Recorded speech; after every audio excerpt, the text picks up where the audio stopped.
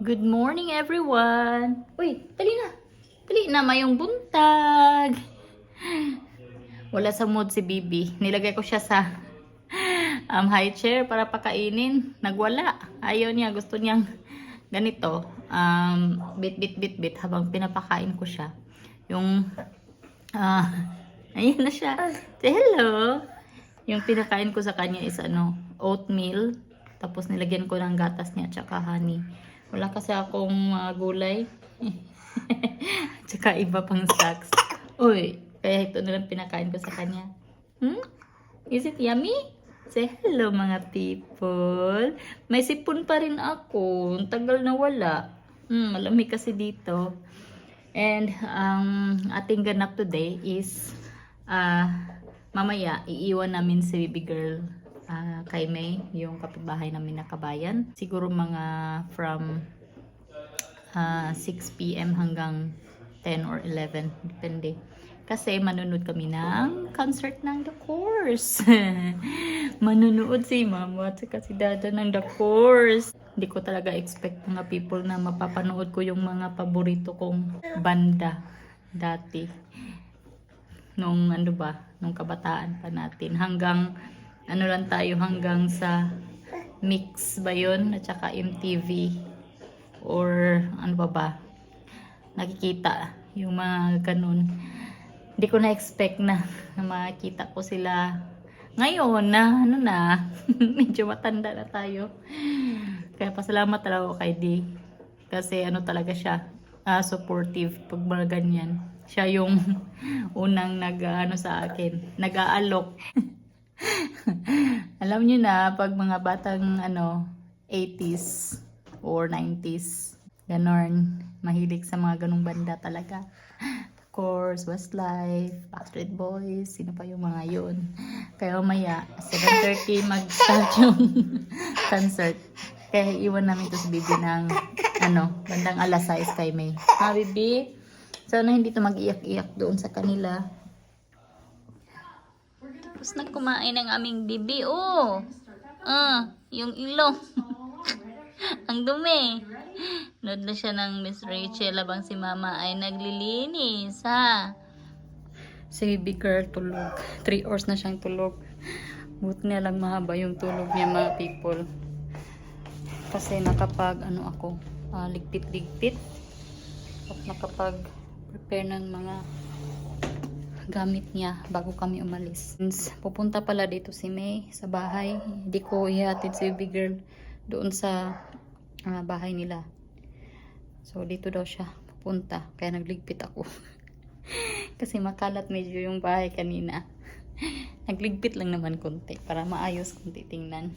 Ang gagawin ko now is mag-prepare ng kanyang pagkain. Nagpakulo ng broccoli, carrots at saka broccoli, potato at saka carrots, yun nga. Lutang na naman si Inday. I-blend ko na habang tulog pa yun, since alam niyo na ayaw niya yung tunog ng blender. Then after nito is mag-bihis na ako kasi oras 4:20 na. Aalis kami ni Tinang exactly 6 kasi ma-traffic daw. So 1 hour ang biyahe papunta doon. So kailangan namin na umalis ng 6 since yung concert mag-start ng 7:30. Pagkadating sa may parking, maglalakad pa kami. So yun, excited na ako. Ganyan talaga pag makapanood ng ating paboritong banda. Walang yung nagawa ko. So pwede na to pang tonight at saka bukas ng umaga.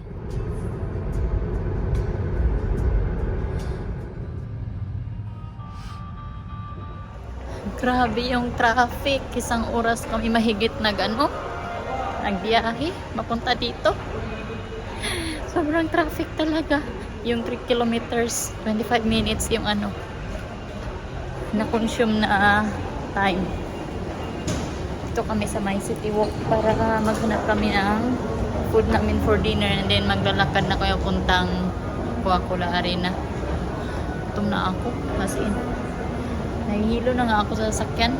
Nahusuka ako kasi gutom na ako. Ha?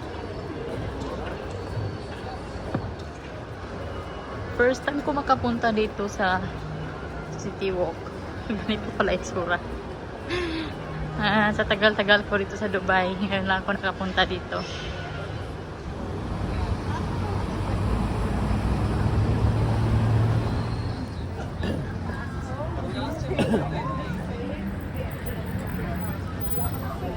Andito na kami. Ang daming kabayan. Oh. Diba?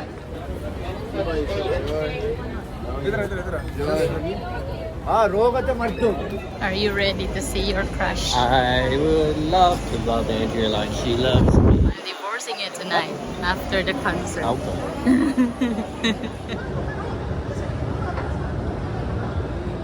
Ang daming tao.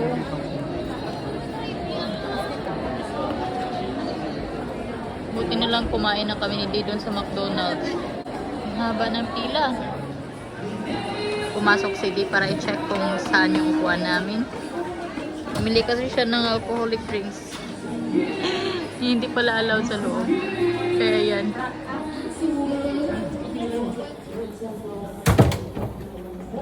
And I just need my people, and I can feel there's some of my people in here tonight. Is that right?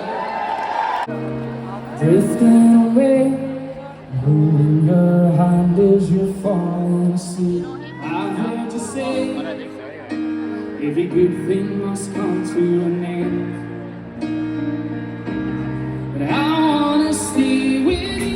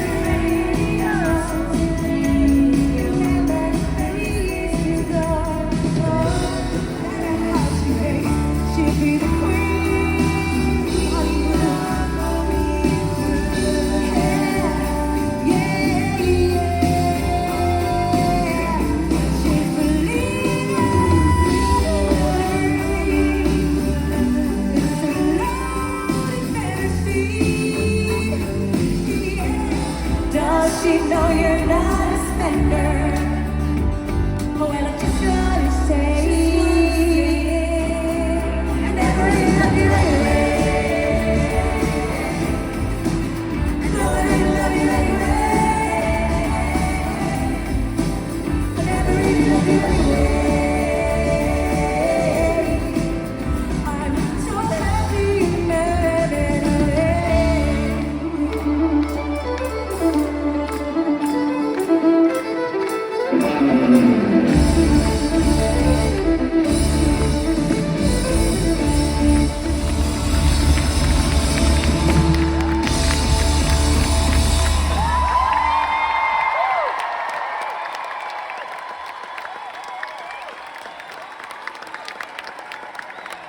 Thank you so much.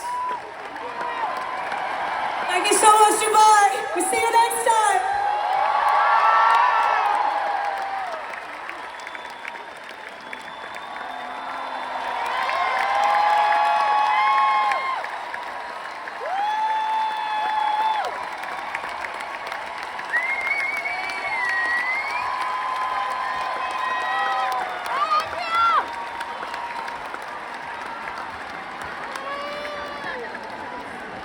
So, hindi na dumating yung bumili ng ticket.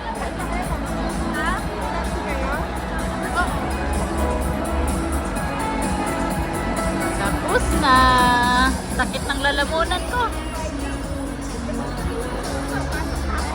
Just to have you. Ang saya!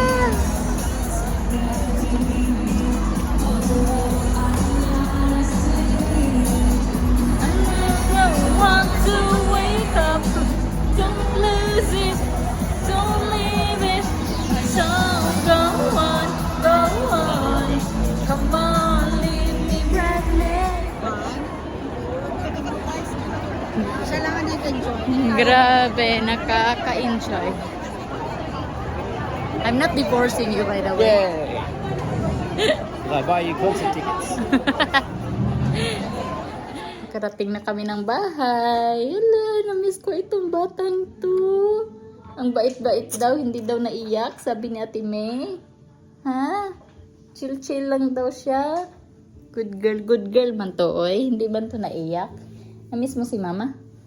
Hindi niyata ako na-miss. Wala. Din, oh. Walang pakialam. Hala, grabe. Ang saya sa concert. Grabe. Ang daming kabayan. Ano pa bang, expect, syempre. Kabayan talagang marami doon sa concert na yun. Since tayong mga Filipino, mahilig talaga tayo sa The Course or kahit anong banda yan. Basta 90s na banda. Grabe ang saya kanina. Sumasakit nga yung lalamunan ko sa kakakanta. Wala, tapos hiyaw. Ang saya-saya, pati si din ang enjoy kasi gusto din naman niya yung The Course. So, yun mga people. Ang saya-saya ng aming gabi. Si baby girl din, saya-saya daw niya. Dami niyang bisita dito sa bahay. Yung magkakapatid na 3, yung binabantayan ni May, pumunta din dito para makipaglaro sa kanya at kay Jaba. Tapos nagpunta din siya doon sa bahay nila. Picture sila doon. Mabali. So, yun lang guys. Uy, kasi mag-12 na dito. Kailangan ko pa tong bihisan si Bibi at saka ako din. Kasi galing pa ako ng concert. Mabaho si Mama.